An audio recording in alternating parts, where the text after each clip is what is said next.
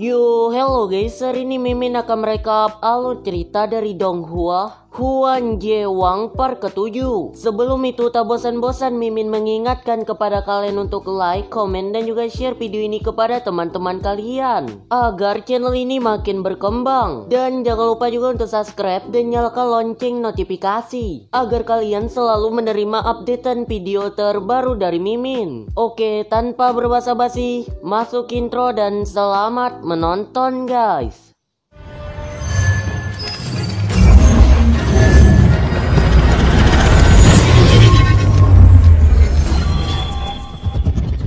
Di sini dapat terdengar beberapa orang yang sangat terkejut dikarenakan Lince yang bertambah kuat secara tiba-tiba. Sementara itu dapat terdengar pula kini Wei Zhang tak menganggap remeh Lince lagi. Dan dapat kita ketahui pula bahwasannya Lince sekarang telah memiliki kekuatan spiritual sepenuhnya. Oleh karena itu ia bukanlah sampah seperti dahulu lagi. Namun karena Wei Zhang yang kini mulai serius dan tak menganggap Lince sampah lagi, tanpa berbasa-basi ia melancarkan serangan tinju bertubi-tubinya kepada Lince. Tapi untung saja dengan sangat mudah Lince dapat menghindari serangan-serangan tersebut. Kemudian karena tak ada pilihan lain, Wei Zhang pun menggunakan teknik Qianshou Baizunya, yang dimana dapat terdengar teknik ini memiliki beberapa tingkatan kecepatan mulai dari low sampai ke ekstrim.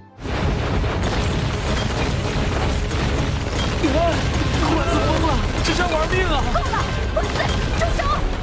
攻击加速！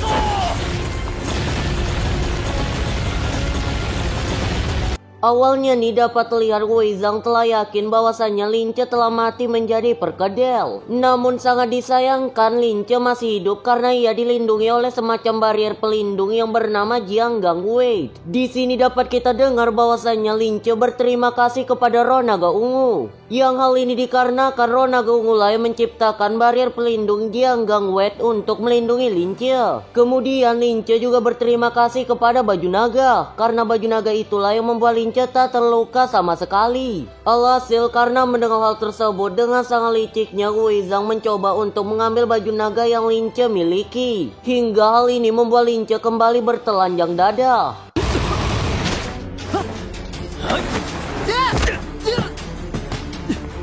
障眼法太卑鄙了吧！哎，你怎么还把人衣服啊你？ Wei Zhang menganggap nih jika ia mengambil baju naga yang Lince miliki, pasti Lince tidak akan memiliki kekuatan spiritual lagi. Namun sangat disayangkan dugaan mentah Wei Zhang itu berimbas sendiri kepadanya. Karena dapat kita lihat Wei Zhang malah tersentuh oleh baju itu hingga membuat Wei Zhang pingsan seketika.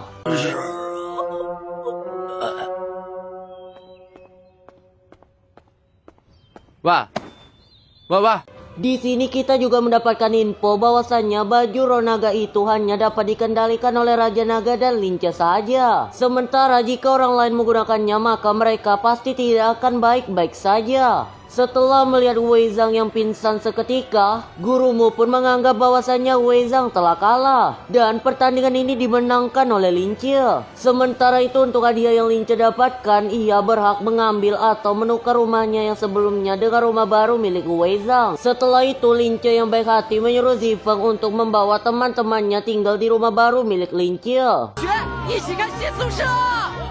Kita beralih scene, dapat terlihat nih rumah baru yang Lince tempati sangatlah besar, elegan dan dilengkapi pula dengan furniture mewah yang sangatlah memadai.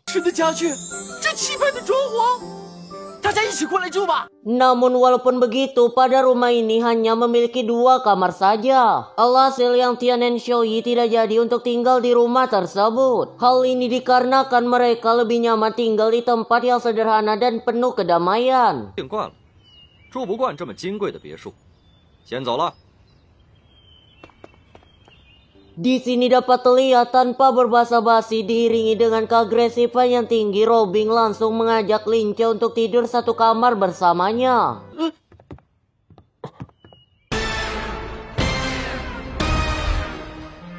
Kemudian Zifeng yang tak terima langsung menghampiri Robin dikarenakan seharusnya Lince tidur satu kamar bersamanya. Karena tak mau melewati perdebatan yang panjang, kini Robin menggertak Zifeng dengan akar tanaman rambatnya.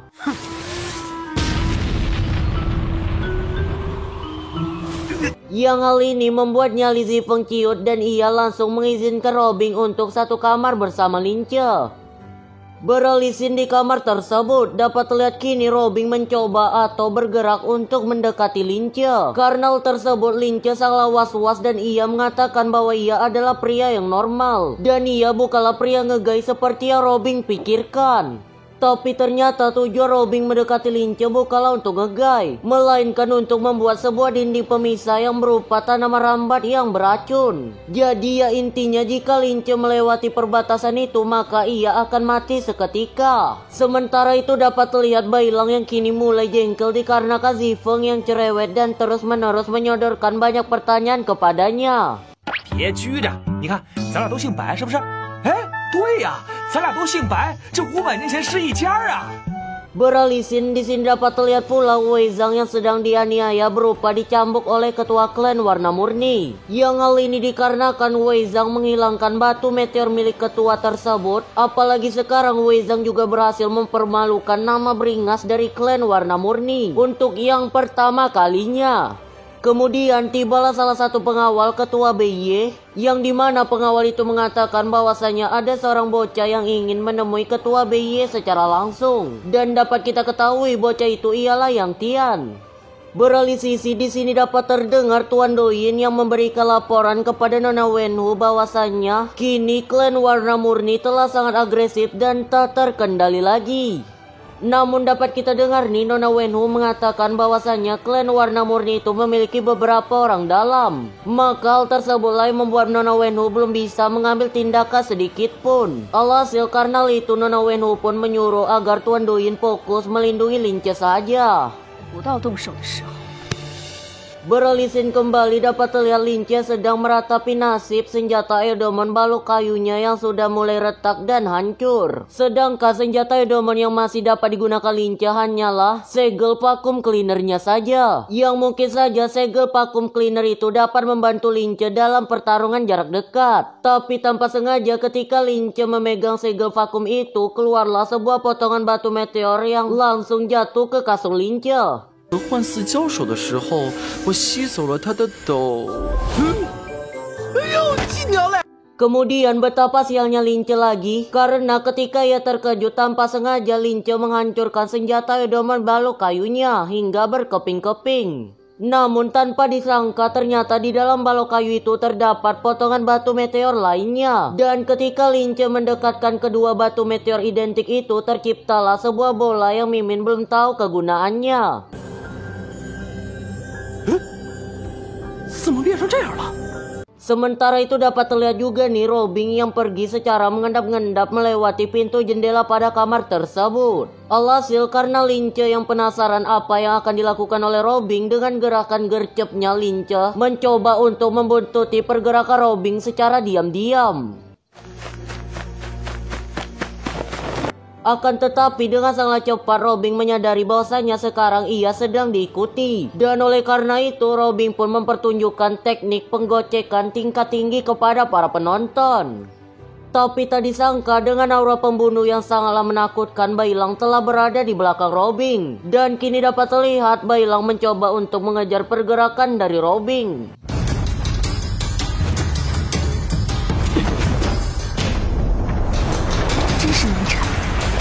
快到出口了，必须甩掉它。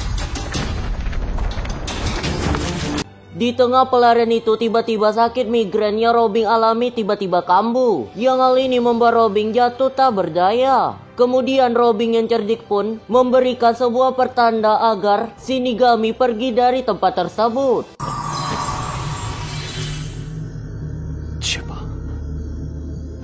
Kemudian nih Bailang yang mencoba mengejar Robin, dia hanya mendapatkan hampas saja. Dikarenakan energi spiritual Robin tiba-tiba menghilang dan Bailang tak tahu ia harus melakukan pergerakan atau pengejaran ke arah mana.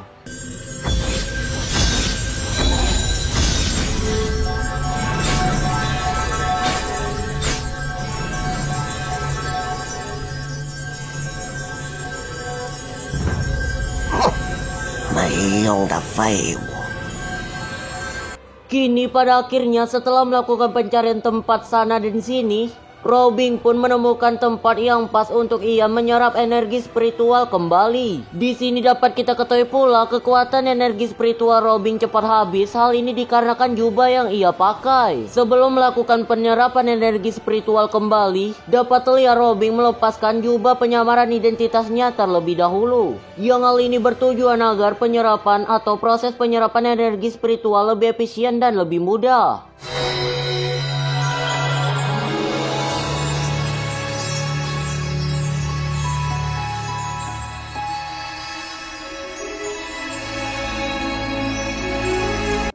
Beralih sisi kepada Lince kembali, dapat terlihat Lince kini sedang warawiri di tengah hutan yang tidak jelas tujuannya itu untuk apa. Ya positif thinking aja cuy, mungkin si Lince ini lagi gabut. Hingga pada akhirnya tanpa sengaja Lince melihat aura hijau yang sangat familiar baginya.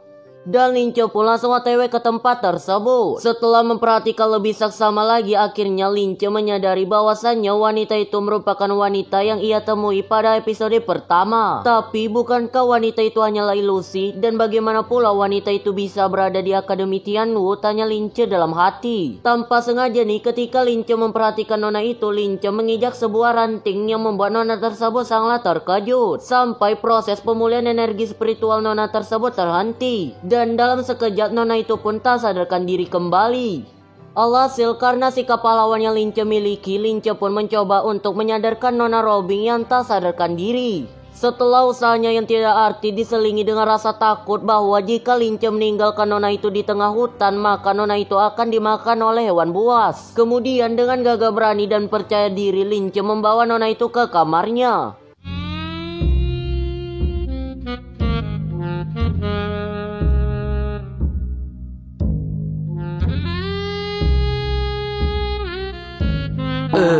Dan dapat kita dengar nih, kini Lince sangat bingung and serba salah. Karena jika Lince meninggalkan nona itu di hutan, maka nona itu akan dalam bahaya. Tapi bukankah jika Lince membawa nona itu ke kamarnya itu juga merupakan perbuatan yang salah? Hingga secara tiba-tiba kristal yang berada pada jidat nona Robin pun bersinar. Karena kepo, Lince langsung memegang kristal itu. Yang hal tersebut membuat Lince masuk ke dalam peristiwa masa lalu yang nona Robin pernah alami.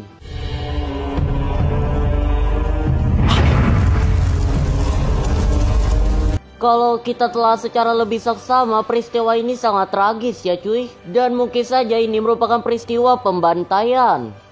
似曾相识的感觉，为什么我会？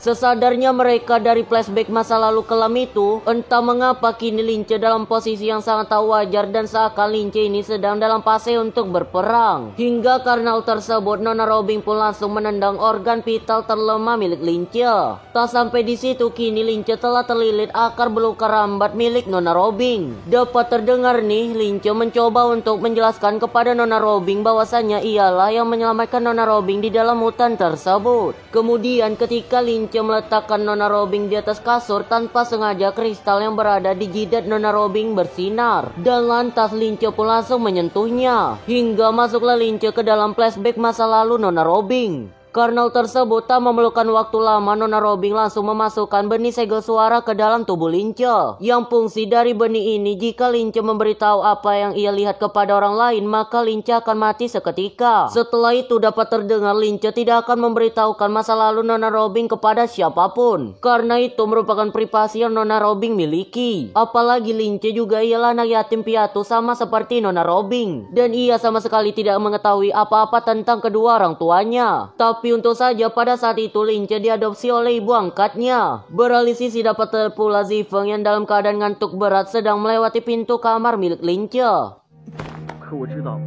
Dapat terdengar pula Lince mengatakan ketika ia melihat nona itu tergeletak. Dengan spontan Lince ingin membantu nona tersebut. Dan ini merupakan sikap seorang lelaki sejati. Yang dimana setelah mendengar hal tersebut, kini dapat terlihat nona Robin mulai tersentuh kepada Lince ya cuy. Karena mendengar temannya yang rada stres, Zifeng pun langsung menanyakan apa yang dilakukan oleh Lince. Yang karena hal itu, nona Robin pun langsung pergi dari tempat tersebut. Setelahnya Lince langsung memanggil Zifeng kembali yang bertujuan untuk melepaskan ikatan atau lilitan tanah merambat pada tubuh Lince. 我练出道术呢。 Kita beralih sisi pada ruangan Direktur Akademi Tianwu. Dapat kita ketahui ternyata Bailang ini merupakan antek-antek atau bawahan dari Direktur Akademi Tianwu yang bertujuan untuk mengawasi para murid-murid yang mencurigakan di dalam Akademi Tianwu. Yang mungkin saja mereka itu penyusup dari kuil Mowu. 表大爷！ Beralih scene dapat terlihat di sini Lince yang sedang menunggu Xiaoyi keluar dari rumahnya. Setelah melihat Lince yang berada di depan rumahnya, dengan spontan Xiaoyi langsung menghampiri Lince. Dapat terlihat pula nih kini Lince langsung menunjukkan sebuah kalung kepada Xiaoyi. Yang hal tersebut membuat Xiaoyi kegeeran bahwasanya Xiaoyi mengira Lince akan memberikan kalung itu kepadanya. Namun itu hanyalah hayalan belakamu kawan, karena ternyata Lince sedang mencari wanita pemilik asli kalung itu. Dan tujuan Lince menemui Xiaoyi agar Xiaoyi juga dapat membantu Lince mencari wanita tersebut. Pada akhirnya Xiaoyi pun menanyakan nama dari wanita itu. Karena pertanyaan yang dilontarkan oleh Xiaoyi, Lince pun keceplosan bahwasanya wanita itu berasal dari keluarga Hua. Yang hal ini membuat benih segel suara yang telah ditanamkan kepada Lince pun aktif kembali. Tapi untuk saja dengan sangat refleks Xiaoyi masih dapat menyelamatkan hidup Lince. The real pass hand bagi Xiaoyi. 你别动。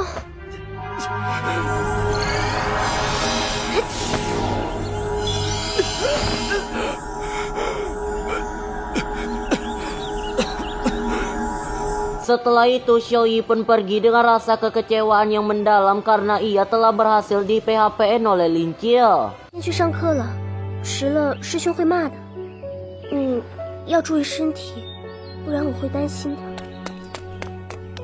Kita beralih sisi dapat terdengar di sini Xiaoyi menanyakan tentang keluarga Hua kepada Yang Tian. Dan dapat kita ketahui nih keluarga Hua itu merupakan keluarga yang sangat kuat. Dan mereka itu merupakan salah satu anggota keluarga dari kuil Mowu. Tapi ketika kuil Tianwu memenangkan pertarungan antar kuil Mowu, maka setelahnya keluarga Hua pun musnah dari bumi ini. 各画家神秘消失了，再无任何音讯。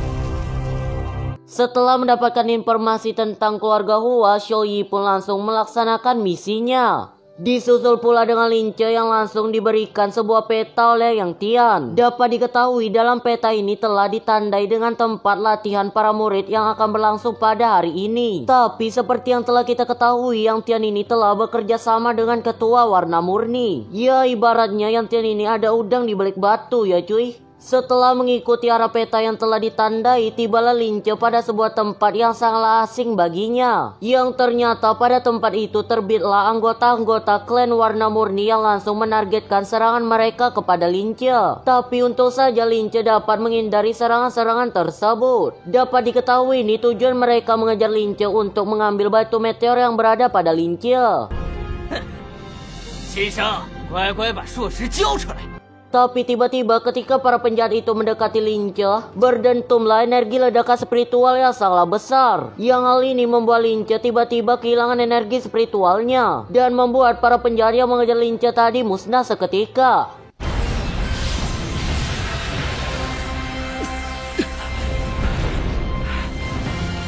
Yang mungkin saja energi ledakan itu berasal dari bola meteor yang Lince gabungkan pada tadi malam. Hingga terbit pula seorang pria misterius di hadapan Lince. 年轻人，你的状态堪忧啊，资质浅薄，却身背2重高级幻魂力，久用则身亏呀。